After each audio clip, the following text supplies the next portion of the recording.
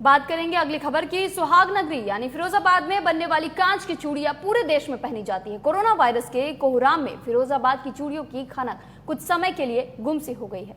कांच चूड़ी कारोबारी पूरी तरह से चरमरा गए हैं। ना बाहर से व्यापारी आए और ना ही यहाँ के व्यापारी बाहर जा सके। चूड़ी उत्पादन से लेकर बिक्री तक का चक्र कोरोना के कारण टूट गया। चूड़ी कारोबारियों के अनुसार लगन के सीजन पर करीब 1600 करोड़ का कारोबार हो जाता था, लेकिन कोरोना वायरस के कारण इस बार चूड़ी कारोबार काफी प्रभावित होता हुआ नजर आ रहा है। देखिए ये रिपोर्ट।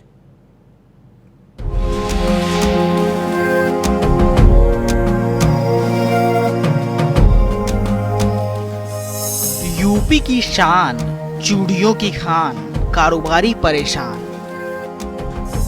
कोरोना के कोहराम में गुम हो गई फिरोजाबाद की चूड़ियों की खनक।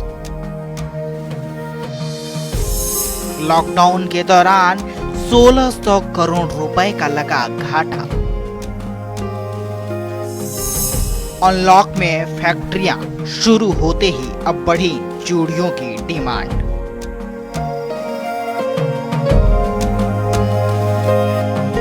फिरोजाबाद कांच की चूड़ियों के लिए चर्चित है। यहाँ चूड़ियां बनाने के तकरीबन 150 कारखाने हैं, जिनसे लगभग 5 लाख लोग प्रत्यक्ष और अप्रत्यक्ष रूप से कार्य करते हैं। कोरोना की वजह से कारोबार बुरी तरह से प्रभावित हुआ।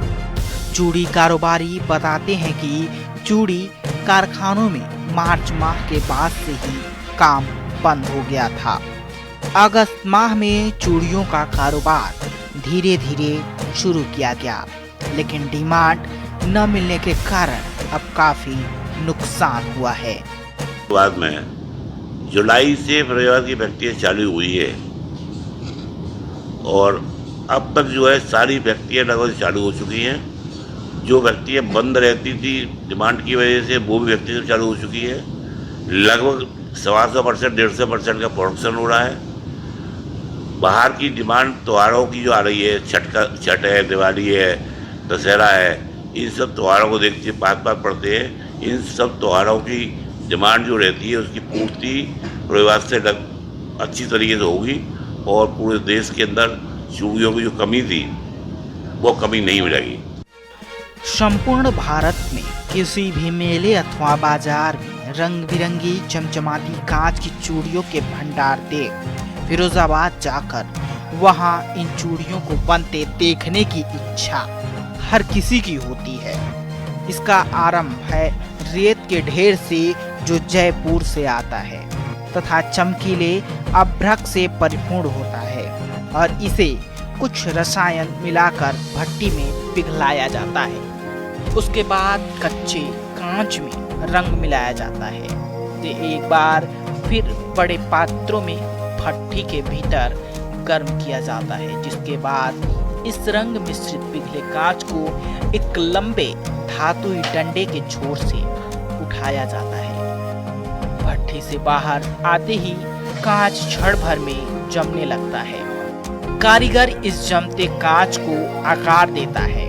बता दें कि आवश्यकता के अनुसार वह इसमें और पिघलाकर कांच मिलाता रहता है।